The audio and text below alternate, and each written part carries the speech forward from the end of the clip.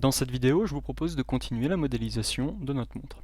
Alors je vais passer en Edit Mode et je vais venir sélectionner ces différents edges en mode Edge et je vais appuyer sur la touche V, ce qui va me permettre de séparer le cadran de la réelle attache en fait dessous. Donc là j'ai deux géométries séparées qui sont bien sûr dans le même objet toujours, mais ce que j'aimerais faire maintenant c'est faire en sorte que mon cadran soit dans un autre objet que mon attache. Donc pour cela je vais appuyer en mettant mon curseur sur le cadran. Dans la zone du cadran, je vais appuyer sur la touche L pour Linked, donc Link Object, enfin Link Mesh, ce qui signifie le maillage qui est lié. Donc là, toutes les parties qui sont liées, donc tous les edges connectés, je peux venir les récupérer en appuyant sur la touche L. Et si j'appuie sur la touche P, donc déjà je vais vous montrer, hein, regardez, là c'est bien séparé. Et si j'appuie sur la touche P, je peux faire, comme vous remarquez, Separate by Selection. Et en fait, ça va me séparer en deux objets. Donc là, quand je reviens en Object Mode, j'ai deux objets totalement individuels. Et notez que là, lors de la séparation, ça m'a bien gardé sur les deux objets le miroir. Donc ça m'a recréé un miroir pour la partie que j'ai séparée. Donc du coup, ce que je vais faire, c'est que je vais travailler dans un premier temps uniquement sur le cadran pour pouvoir, compléter les faces du dessous. Donc pour cela, je vais appuyer sur Shift H, ce qui aura pour effet d'annuler à l'écran toutes les autres parties. Elles sont toujours présentes, mais on ne les voit pas. C'est ce qu'on appelle le hide. Donc CTRL H pour hide. Et là, je vais faire la même chose que tout à l'heure. Je vais compléter avec F mes différentes faces. Je vais rajouter une boucle ici, ce qui va me permettre de venir compléter la face d'ici et celle-ci. Donc là, j'ai mon cadran de montre qui est complètement fermé. Je peux faire Alt H au lieu de Shift H tout à l'heure pour faire revenir mes objets. Et je vais faire Shift H sur la géométrie du bas. Et je vais sélectionner donc ces faces et faire exactement le même travail que pour le cadran pour les compléter. Voilà. Donc je peux rester en mode Edge, vous remarquez. Donc là, si je sélectionne deux edges, voilà, c'est comme si je sélectionnais en fait deux vertex et je crée ma forme. Et là, par exemple, je peux au lieu de sélectionner un à un mes edges, je peux venir juste faire une sélection de boucles, comme on l'a vu tout à l'heure, avec Alt plus clic droit, et j'appuie sur F, ça me sélectionne ma boucle, et j'appuie sur F.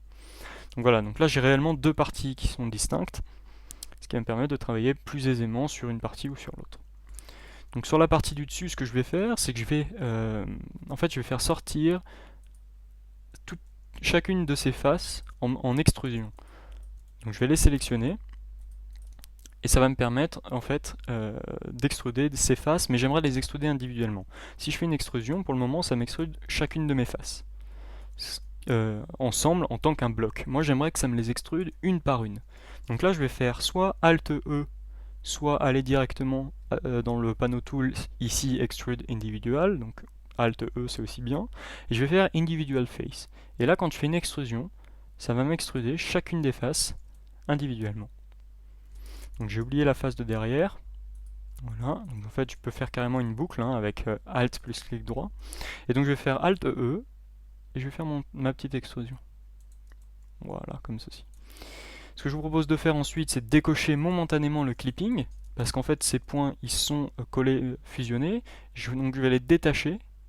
Donc sans le clipping c'est possible. Si il y avait le clipping d'activer, ce n'aurait pas été possible, parce qu'ils étaient justement fusionnés. Il faut que je fasse pareil de l'autre côté. Voilà. Et là, je peux réactiver le clipping. Du coup, les points qui vont être clippés, c'est ceux-ci. Et non plus ceux-là, puisque je les ai écartés. Donc, ce que je vous propose de faire maintenant, c'est sélectionner chacun des edges qui se trouvent sur le dessus des petites extrusions qu'on vient de faire. Et je vous propose de les descendre légèrement. Et avec Alt S, je peux faire un scale sur les normales. Voilà, sur les normales en fonction de ces edges, en fonction des faces. Voilà, donc c'est relativement pratique. Je vais rentrer peut-être un petit peu celui-là vers l'intérieur, voilà, peut-être aussi celui-là. Voilà, vers l'intérieur, celui-là aussi peut-être. Voilà, donc là je trouve que c'est bien agencé. Et je vais tout de suite en fait rajouter un Subdivision Surface, puisque je vous préviens, on va travailler avec le Subdivision Surface. Ce que je vous conseille de faire, c'est quand vous travaillez avec du Subdivision Surface, c'est d'enlever le wire déjà, et ici, dans les modificateurs, de venir décocher cette case. Pourquoi? Parce que quand on est en edit mode, on aime bien travailler avec le maillage comme ceci, alors que si on a cette cage enfoncée, vous voyez qu'on voit à travers le subdivision surface, mais on ne contrôle pas vraiment ce qui se passe parce qu'on ne le voit pas en fait. Donc moi je vous conseille vraiment de décocher cette case, et pour voir ce que ça donne, d'appuyer rapidement sur Tab pour passer en Object Mode. Remarquez que le subdivision surface s'active quand on appuie sur Tab, et donc très rapidement, vous voyez ce que ça donne. Donc, dans un premier temps, ce qu'on va faire, c'est sélectionner toutes les faces qui se trouvent à l'intérieur du cadran, comme ceci, en faisant un clic droit par exemple, et avec un Shift. On va les descendre légèrement vers le bas, et on va rajouter ici deux edge loops qu'on va scaler sur Z, donc S et Z. Et en fait, ça va les rapprocher du haut, et quand j'appuie sur la touche Tab, on remarque que ça vient donc faire en sorte que le cadran il soit plus saillant vers le bas. Voilà, donc quand on a fait ça, ce qu'on va faire, c'est rajouter une boucle à cet endroit-là aussi, avec CTRL R. Voilà, on va rajouter une autre boucle, enfin on va prendre plutôt cette boucle, et on va la scaler vers l'intérieur, mais plutôt avec la combinaison Alt-S. Voilà, très légèrement. Et on va, en fait, plutôt que faire Alt-S, ce qu'on va faire, c'est qu'on va utiliser une nouvelle action qu'on ne connaît pas encore, qui s'appelle le Edge Slide. Donc le Edge Slide, ça permet donc de faire suivre un edge par rapport à la géométrie. Donc si j'appuie sur CTRL E pour le panneau Edge, donc E comme Edge, je peux aller venir sélectionner l'option Edge Slide, et vous remarquez qu'en fait, ça me fait slider mes edges en fonction de la géométrie sur laquelle ils sont, en fait. Je vais le mettre à peu près à cet endroit-là. Et je vais rajouter un nouvel edge ici pour venir maintenir le cadran. Je vais pouvoir aussi mettre le shading smooth pour observer en fait toute la géométrie. Et ce que je vais faire aussi, c'est monter le niveau de subdivision, donc à cet endroit-là, pour avoir une meilleure vue d'ensemble de ma montre. Ce que je pense faire aussi, c'est supprimer ces edges. Voilà, donc en mode donc delete edge, et en fait directement les affecter au cercle central. Donc là, ce que je vais faire pour plus d'aisance, je vais venir sélectionner ma montre et je vais appuyer sur Shift H pour faire disparaître le reste de la géométrie. Et ce que je vais faire, c'est qu'on va avoir donc une nouvelle option qui va nous permettre de merger différents points. Donc là, je vais prendre ce point, je vais shifter ce point. Donc remarquez que là, le dernier point sélectionné, il est en blanc, alors que les autres points sont en orange. Donc c'est ce qu'on avait vu sur les sélections. Donc ça fonctionne aussi sur le maillage. Et là, je vais appuyer sur la touche W, donc qui est un menu avec plein d'options spéciales. Et je vais aller chercher Merge at last. Et là, remarquez que les points sont venus se fusionner sur le dernier point. Donc at last comme le dernier point. Et je vais faire la même chose globalement sur tous ces points-là. Donc je sélectionne celui-là, W, Merge, at last. Et en fait, Blender garde en mémoire la dernière option faite dans le menu W. C'est vachement pratique. Voilà, donc je vais tous les faire. Donc W, Merge, at last. W, Merge, at last. W, Merge, at last. Et W, Merge, at last. Voilà, et là je vais donc, j'ai plus qu'à compléter mes faces en sélectionnant, eh bien, je peux passer par exemple en mode Edge, sélectionner ces deux edges, appuyer sur F, faire la même chose ici, voilà, ici aussi, voilà, il me reste ces faces à cet endroit-là, celle-ci aussi, celle-ci aussi, celle-ci aussi, voilà. Donc là, ce que je viens de faire, ça va me permettre aussi donc, de sélectionner par exemple tout mon cercle de base, de venir le scaler avec Alt S, et de venir, par exemple, rajouter un nouveau inset au niveau du dessous, comme ceci, assez proche du contour, d'enlever boundary, et voilà, donc là ça va m'affiner légèrement les petites parties que l'on vient de réaliser. Je vais aussi rajouter des boucles, alors peut-être pas comme ça, peut-être plus dans ce sens-là, pour affiner voilà, le dessus et le dessous. Et donc là, j'ai un cadran qui me plaît déjà mieux. Après, peut-être cette boucle, on va la faire slider un peu plus vers l'intérieur. Ça affinera un peu plus les parties que nous venons de réaliser. Voilà, donc là, globalement, le cadran, il me convient. Je vais passer en vue de top Je vais peut-être pouvoir réaligner un peu cette géométrie pour... Voilà, je trouve que c'est un peu mieux. Ça affecte rien globalement, mais je trouve que c'est toujours bien d'avoir une géométrie propre. Et ce qu'on va faire aussi, c'est donc une légère extrusion à cet endroit-là, vers le bas. Voilà, avec un edge de maintien à cet endroit-là. C'est là où se trouve la pile en fait. Et d'ailleurs, on va peut-être revenir un peu en arrière et faire un inset un peu plus large cette fois-ci. Voilà, histoire d'avoir une belle différence, vous voyez, entre le cadran et le reste. On vient un peu déplacer ces points pour que ça soit un peu plus rond. Voilà, et on vient rajouter notre edge de maintien dont on parlait il y a quelques instants. Voilà, donc là on a un cadran qui commence vraiment à se former petit à petit. Donc là, si je passe en vue de top, ce que je vais faire, c'est que j'ai l'impression que cette partie est légèrement plus haute par rapport au cercle, donc je vais la baisser légèrement.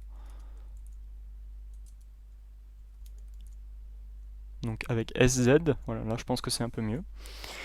Et donc ce que je vais faire, c'est bien placer mes différentes aiguilles. Donc pour cela, je vais on va utiliser le curseur 3D. Et en fait, on aimerait mettre le curseur 3D à cet endroit-là, puisque quand je vais faire spawner quelque chose, eh bien ça va être au niveau du curseur 3D. Donc là, ce que je vais faire, c'est que je vais en fait positionner mon curseur 3D à l'endroit du centre du cercle en fait.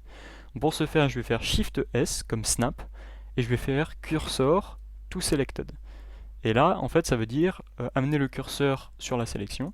Et là, mon curseur étant au centre du cercle, ce que je vais pouvoir faire, c'est ajouter, par exemple, un nouveau circle.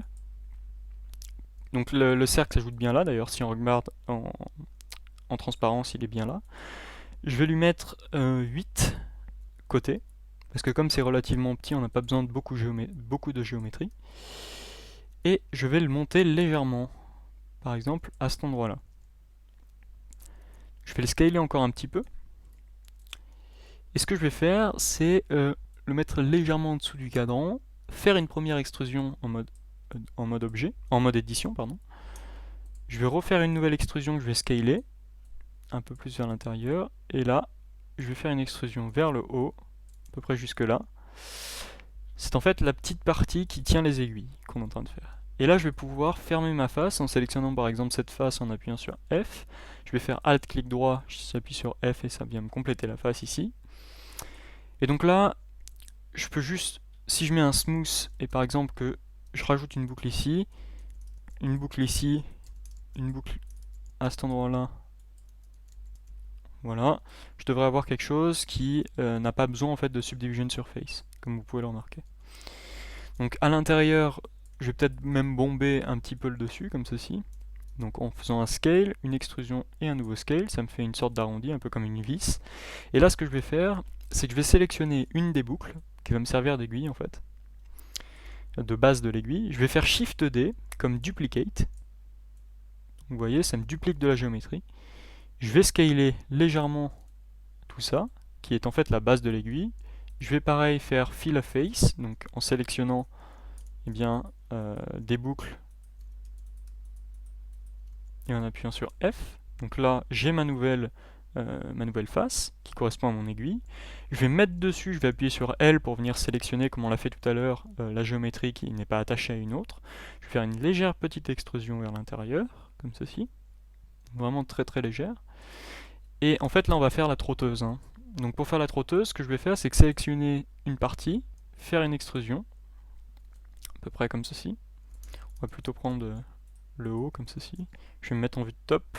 Je vais faire une extrusion. Je vais scaler légèrement la fin en faisant différentes extrusions, puis des scales, comme ceci. Je vais sélectionner l'avant, cette fois-ci. Et je vais eh bien, faire une extrusion jusqu'au bout, comme ceci. Et pareil, je viens affiner le bout, comme ceci. Donc là, j'ai ma trotteuse, que je vais pouvoir, cette fois-ci, mettre en mode wire. Et je vais faire, dans le panneau N, donc le panneau qui correspond au transform, en fait, là où on a le transform, dans Display, je vais faire All Edge, ce qui va avoir pour effet de m'afficher tous les edges. Donc là, du coup, si je passe en vue top, j'ai bien ma trotteuse qui est réalisée. Donc cette trotteuse, je vais quand même appuyer donc sur L, la séparer en tant qu'un nouvel objet. Remarquez que son centre est assez mal placé, il est plus bas. Donc soit je passe en mode Object et je descends le tout à peu près à cet endroit-là, en mode Edit pardon, et je descends le tout à peu près à cet endroit-là. Donc en mode Object, comme c'est descendu, ça signifie que on a descendu par rapport au pivot, et ensuite je peux remonter l'aiguille comme ceci. Soit j'utilise une autre fonctionnalité que je pense qu'on va voir dans la suite de la formation, donc je vous la montre pas tout de suite. Donc une fois qu'on a fait la trotteuse, on va s'intéresser aux deux autres aiguilles. Donc globalement, on va partir donc de cette aiguille. Donc je vais la dupliquer. Donc alors autant la dupliquer en mode objet avec Shift D. Je vais la scaler légèrement et à l'intérieur, donc en mode édition, je vais faire Alt S, ce qui va avoir pour effet de me grossir mon aiguille. Voilà, comme ceci. Donc bien sûr, ça ne sera pas parfait, il va falloir qu'on la travaille un petit peu. Je vais la zoomer un peu d'ailleurs, et je vais replacer le centre de l'aiguille à peu près au centre de l'origine, puisqu'en fait l'aiguille devra tourner autour comme ceci. Et donc là, en mode vertex, et en vue de haut, comme ceci, avec bien sûr la touche Z enfoncée qui me permet donc d'avoir le wireframe, je vais sculpter un peu mieux mon aiguille. Donc là, remarquez que vue de face ça va, mais vue de haut ça va pas du tout. Donc je vais sélectionner vue de côté ça va pas du tout. Donc je vais sélectionner en vue de côté tout le haut de mon aiguille. Je vais appuyer sur SZ, et là je vais scaler jusqu'à revenir à peu près à être droit. Donc vous remarquez que c'est assez difficile. Donc au lieu de faire ça, je peux directement faire SZ, donner une valeur au pavé numérique, et là je vais donner la valeur 0. Ce qui veut dire en fait aplatir en fait, réaligner cette ligne d'arête de vertex. Donc là je vais faire la même chose en bas, donc SZ0, donc je veux aplatir sur l'axe Z, et l'ensemble de ma géométrie je vais le descendre un peu pour que l'origine de l'objet soit bien au bon endroit. Voilà, à peu près comme ceci. Donc voilà une première aiguille. Alors je pense pouvoir affiner aussi un peu le bout, donc là je fais des sélections de boucles comme je vous l'ai appris avec la touche Alt enfoncé plus le clic droit. Et le dernier, je vais le faire comme ceci, je vais le scaler peut-être un petit peu. Voilà. Et cette aiguille, je vais la placer ici, au même endroit, au même niveau que la trotteuse, mais peut-être un peu je dirais plus bas. On va peut-être la mettre là. Voilà. Et donc on va en faire une autre d'aiguille. Avec Shift D, on la duplique. L'autre, on va la descendre légèrement en vue de côté. Et on va la faire tourner avec la touche R. Et on va sélectionner tout ça. Et on vient le rapprocher vers l'intérieur. Comme ceci.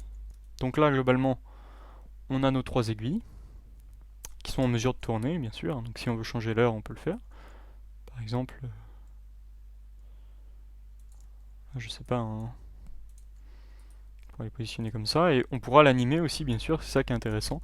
Si jamais vous voulez faire une animation, c'est relativement simple à faire. Donc du coup, maintenant qu'on a nos aiguilles, il va nous manquer le cadran en fait au niveau des chiffres. Tout ça, ça va être fait au niveau de texture en fait. Donc je préfère pas attaquer maintenant les textures, étant donné qu'on est dans la phase de modélisation.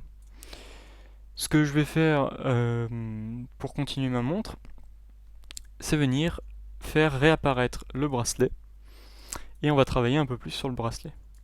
Donc on va faire juste une petite chose, et après on verra le reste dans une autre partie. Donc là, du coup, en fait, je ne sais pas pourquoi j'ai fait ça tout à l'heure, j'ai rajouté le petit bord. On va s'en servir justement pour mettre un peu d'épaisseur par rapport au bracelet. Voilà, mais on va le refaire à cet endroit-là, parce que ça me semble aussi normal que ça soit à cet endroit-là. Donc là, je vais appuyer sur la touche I, resélectionner ses faces, faire une légère extrusion, rajouter un edge de maintien. Et je vais pouvoir aussi rajouter mon Subdivision Surface. J'appuie sur la touche T pour faire apparaître mon menu tool. Je le mets en smooth et je vais enlever aussi le wire. Voilà. Je vais juste revenir quelques instants dans le cadran ici. Et en fait, toutes ces faces au niveau du dessous, je vais les supprimer parce qu'on ne les verra pas. Donc il n'y a pas besoin de s'encombrer pour rien. Voilà, c'est beaucoup mieux comme ça. Donc le Subdivision Surface au niveau de la tâche, je vais le monter un petit peu.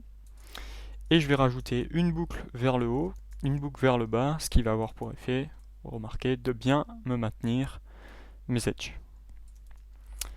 D'ailleurs, on va utiliser l'edge slide avec CTRL E pour faire slider cet edge, pour faire slider aussi ces edges vers l'intérieur, voilà, comme ceci, pour avoir une meilleure